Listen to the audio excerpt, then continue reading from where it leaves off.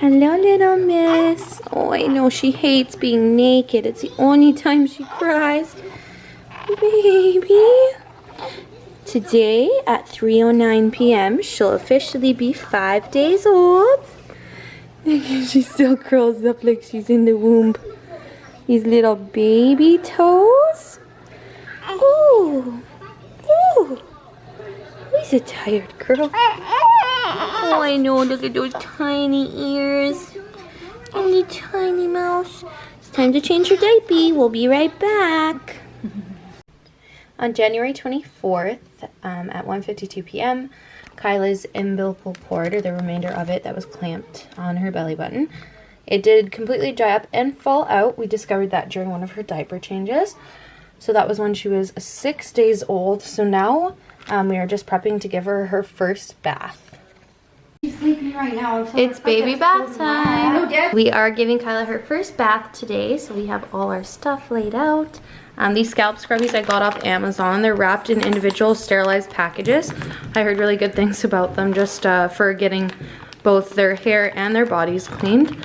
And then we also have the Derma Frida, which is pretty much similar to that. It's just reusable silicone, so I want to try both, being as we should probably use one for her head and one for the rest of her body.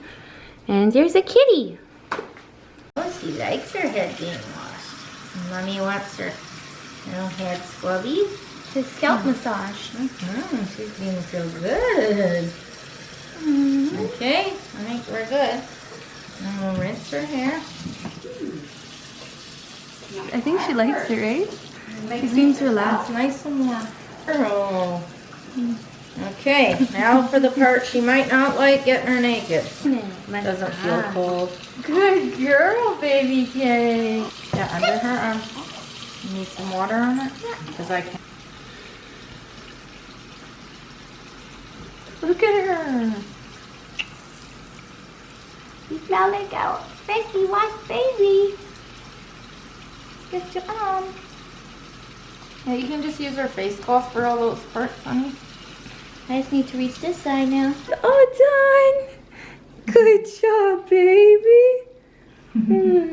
Yeah, but some of them have to be hanging outside. I can't. How do you stick? They said to grab the corners. I can't watch. Grab the corners and peel all at once. Oh my God, is it sticking? Kinda. Oh, I can't look. What if your insides fall out? They're not gonna fall out. I'm not used to this. I'm used to staples. Oh wow, you did. That's what was on the bandage.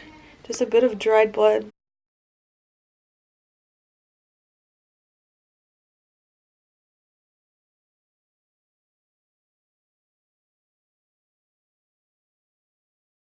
Hello everyone, it's Kirsten and welcome back to my channel. Hit that subscribe button as well as the bell button to get notified every time I post a new video. The topic of today's video, however, is going to be the items that I really did need and use in my hospital bag, as well as the stuff that the hospital sent me home with. I really did use this while I was in the hospital just because it is so much easier than wiping down there, if you know what I mean. Even though I didn't have a natural birth, I did have a C-section with the incision being right there, and after having major surgery, it was super painful even to just stand up straight. The feeling that you have in your incision after is like a burning feeling. Like, that's the best way I can describe it. It just stung. Even to just twist over to wipe or like to bend down was super painful. So having this to use was super awesome. The next item that I definitely had a lot of use out of was the diapers. So I'm still on the first pack that I bought. It's a 20 pack. And again, I got them in size small, but these are the Always Discreet Boutique diapers. They are just so soft and comfortable that it's so much easier than wearing my regular underwear, just because where my incision is, it's right at the base of my bikini line. So that's right at the spot where any regular underwear elastic would cling to and sit. And I did try to put on a regular pair of underwear, but with that incision being there, like, it was just hugging it way too tight, rubbing on it, and I just didn't want to burst a stitch or have that discomfort. So it's just a lot easier to wear those diapers, and I don't use them to pee or poop in. I just use them to place my pad inside of, just I would treat them as regular underwear essentially. The pads I definitely did get a lot of use out of as well. They are the exact same size as the ones that the hospital provides you. They're about this long. They fit perfectly in the diapers. And again, it's just for all the bleeding that you'll have after you give birth. And the next item is the nursing pads. I got the Philips Avent brand. I still was having a bit of colostrum come out, so having the nursing pads was nice, so I didn't soak my nursing nightgowns. The next item I was going to mention was just having these nightgowns. So I'm wearing a nursing bra underneath, by the way. That's not my skin, it's just a nude color. But having these were super nice because I preferred being in this rather than a hospital gown, just because of how soft and comfortable they are. And you're definitely not going to want to wear pants, even though I had a C-section, not a natural birth. Like I said, with that incision being there, I did not want to have pants. It was already hard enough to get up and walk around and to get myself onto the toilet after, so having to like worry about pulling down pants and bending over to pull them up, I'm definitely glad I didn't have to deal with that. Again, I got these ones on Amazon, and I'll throw the link down below for my mommy items that I did purchase off Amazon that you might want to purchase if you're headed to the hospital. But they have this nursing hole, so you can just go commando underneath and be able to breastfeed still, but they're super flowy, super comfortable. 10 out of 10 would recommend, and it just helps you feel a little more at home because they smell like my laundry detergent from home, and they're just a lot nicer than those hospital gowns are. And your butt won't be hanging out all the time from, you know, those lovely open back ones that the hospital has. The nursing bras I did definitely get a lot of use out of, even though with all the nurses coming in and out, my boobs were practically just out most of the time because of all the help that you receive with breastfeeding or hand expressing your milk. Another item that I am so glad I had were my fluffy socks and my slippers, just because the whole time while you're in the hospital, it is a little bit drafty in there. So just having a nice pair of warm fluffy socks helped me feel a little more comfortable. And having slippers were a super awesome thing, because anytime I would have to shuffle my way to the bathroom, or if I did want to walk the halls a little bit or anything, they're memory foam and they just slide on and off, so I didn't have to bend over to put them on. I could just throw my legs over the bed and slide my feet in, which is really nice. The other two items that I was going to mention are just making sure you have at least one comfortable blanket and one good pillow. Just it helps ensure that you will get some sleep throughout the night. The items for baby that I was definitely super glad that I brought were the bassinet insert that I showed you guys in the other previous videos. At least one comfy swaddle blanket or receiving blanket for them, so they're not in that scratchy hospital one the whole time. Other than that, bring your own diapers and wipes, and bring quite a few undershirts. So I was surprised at how many undershirts you can go through with like just how much they pee and poop, and how many like potential pee and poop incidents can go wrong and like cause them to need to change a onesie, or if you like spill formula on them or milk. So I only brought 4 undershirts. That definitely wasn't enough. Bring your own diapers and wipes, because unlike what I was told initially, now they just give you cloth diapers, like they're reusable, and like reusable cloth wipes, so you have to wet them under the sink and then use that to wipe their bums. And that's just like a lot more work than just having actual disposable diapers and wipes. Be over prepared rather than under prepared with the whole diaper situation.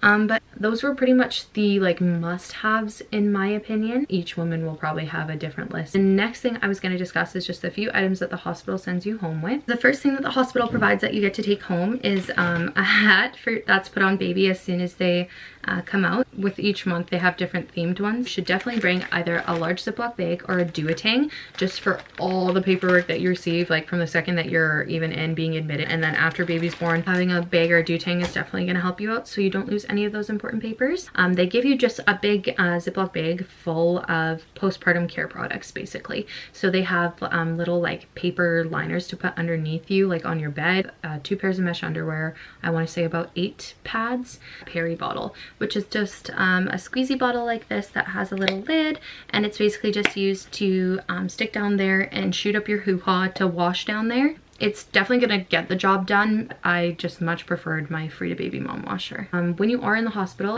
they do provide you a pump to borrow in the hospital. This is the exact pump. It's the Medela Symphony pump. So with the pump, they actually provide you a pump kit as well, because obviously you're gonna need that to get anything done. So the pump kit consists of the tubing, this top half, with the Medela bottom. It's like a short kind of round bottle, almost like the bottom of this one. So even though it's just a single, definitely take it home, take advantage of that. I believe it is compatible with a lot of other pumps, just because that way you'll only have to buy another single kit rather than a double. They're super pricey. I did get sent home with a few of these 2-ounce bottles, as well as some sterile nipples. And then one other keepsake that you can also take home that I thought was really cute was just a package of gum. So they give everyone this in their room. It's set up on your desk, really cute for when you get rolled in with baby after you give birth.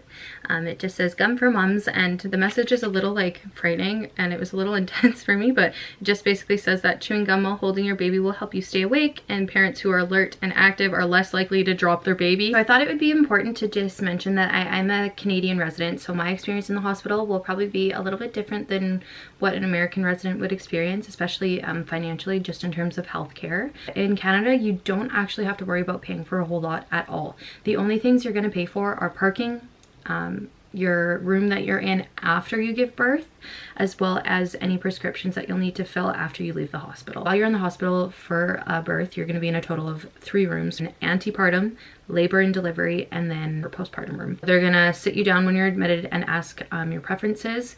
There are 3 different ones to choose from, and I'll show you guys the paperwork that they will fill out with you when discussing this. But they are just the 3 different types of rooms here. So there's semi-private, private, and then a themed room. The only difference between the private room and the theme room was just the color of the walls. In the theme rooms, instead of looking like hospital walls, just regular paint, they are like colored and have paintings on the walls. Aside from that, they're exactly the same. Just know that the theme room is a bit higher than the cost of the regular private room. So the semi-private room is essentially just a shared room that they divide the patients with curtains. So you're going to be sharing that room with other mums and babies. If another baby wakes up and cries, you're going to hear absolutely everything. If another patient has visitors while you're trying to sleep, you're going to hear everything. So I personally just wanted to make sure that I did have that privacy, just so I could have like the easiest time recovering and just adapting to that crazy change of all of a sudden becoming a mom and having a baby. With the antepartum room, but you're going to be in there until it's about time for you to push. So once it is time for you to push, or if they are choosing to move you before you get your epidural, you're going to be brought into labor and delivery. As you guys saw in my labor and delivery vlog, if you haven't, I'll leave the link down below. After you do have the baby, you're going to be moved into that postpartum room. Yeah, that's pretty much everything that I wanted to discuss today. I hope you guys enjoyed the video. Remember to hit that like button and subscribe. Also share the video if you'd like. I believe next up I'm going to do a newborn morning routine video, and after that maybe a newborn essentials video, or a video discussing my experience with just postpartum depression or anxiety. So definitely lots of interesting stuff to come, so stay tuned and have a great day, you guys.